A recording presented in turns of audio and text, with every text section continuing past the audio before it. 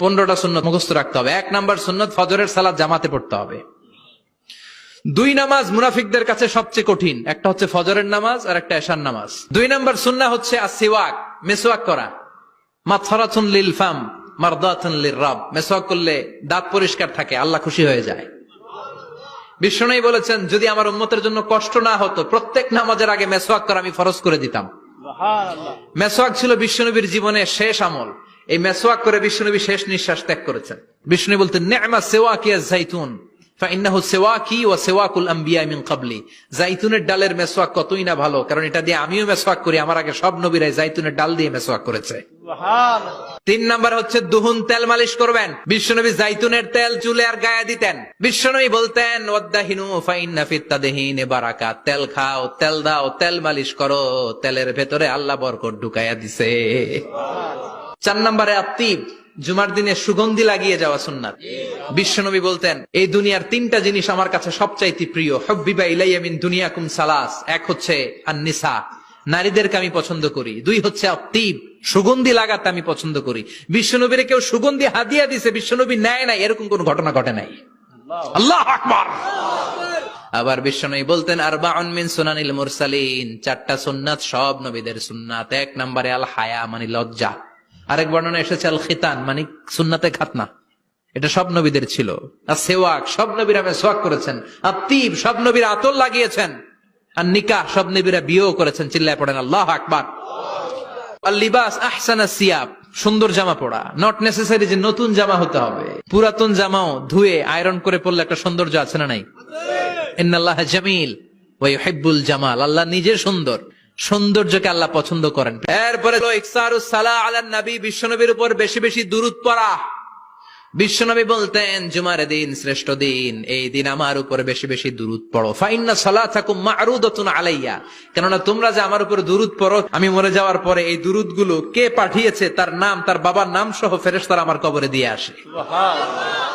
সাহাবারা বললেন ইয়া রাসূলুল্লাহ কাইফা সালাতুনা মা'রুদাতুন আলাইক, আপনি মরে যাওয়ার পরে আমাদের দুরূদ কেমন করে আপনি দেখবেন? ওয়াকাদ আরিমতা, আপনি তো পচে গলে মাটির সাথে মিশে যাবেন। বিশ্বনবী বলেন ইন্নাল্লাহা হাররামা আলাল আরদি আন তাকুলা আজসাদাল আম্বিয়া, নবীদের লাশকে খেয়ে ফেলা, নবীদের লাশকে পচিয়ে ফেলা জমিনের সব মাটির জন্য আল্লাহ হারাম করে দিয়েছে।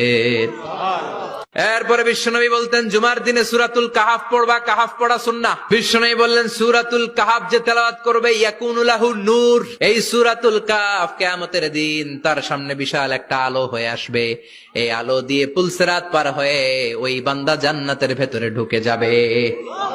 আবার বিশ্বনবী বলেন যারা সূরাতুল কাহাফের প্রথম 10 আয়াত তেলাওয়াত করবে জুমার দিন, শেষের 10 আয়াত যারা জুমার দিন তেলাওয়াত করবে, দাজ্জালের ফিতনা থেকে তাদেরকে মুক্ত রাখবে কে?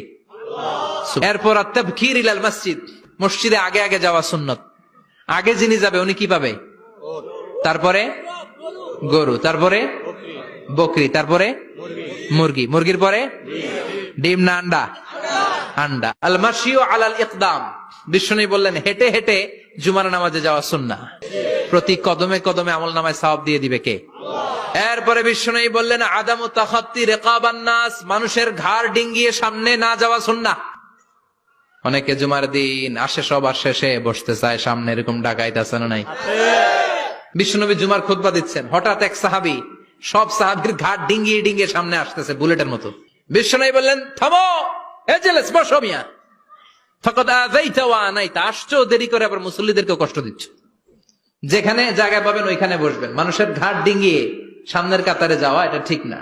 এরপরে বিশ্বনবী বললেন দুখুলুল মসজিদে রাকাতাইন, জুমার নামাজের দিন মসজিদে ঢোকার পরে 2 রাকাত পড়া সুন্নত। কয় রাকাত? 2 রাকাত। এরপরে বিশ্বনবী বললেন ইনসাত, চুপ থেকে খুতবা শুনবা। তাহলে জুমার নামাজে কথা বলা যাবে না, কেউ কথা বললে চুপ করো, এই কথাটাও বলতে বিশ্বনবী নিষেধ করেছেন। চিল্লায় বলেন ঠিক কিনা? এরপরে মজার একটা কথা বিশ্বনবী বলেছেন জুমার নামাজ পড়তে যেয়ে যদি কারো ঘুম আসে জায়গা চেঞ্জ করে বসো। পুরো মসজিদের ডানে বায়ে রহমতে ঠাসা, খালি ঘুম আর ঘুম, আছে না নাই? ঘুম আসলে কি করবেন? উঠে যাবেন, উঠে জায়গা চেঞ্জ করবেন, পানির ঝাপটা দিবেন, ঘুম দূর করে দিবে কে? তারপরে বিশ্বনবী বললেন জুমার দিন দোয়া করলে কবুল হয়। এটা কখন? অনেক ইখতিলাফ আছে, বেশিরভাগ মুহাদ্দিসিন বলেছেন জুমার দিন আসরের নামাজের পর থেকে মাগরিবের আগ পর্যন্ত, বিশেষ করে মাগরিবের আগের আধা ঘন্টা, এই সময় আল্লাহর কাছে বান্দা যদি কিছু চায় এই দোয়া আল্লাহ ফিরিয়ে দেয় না। এই 15টা সুন্নাত আমল করা যাবে তো? সবাই রাজি?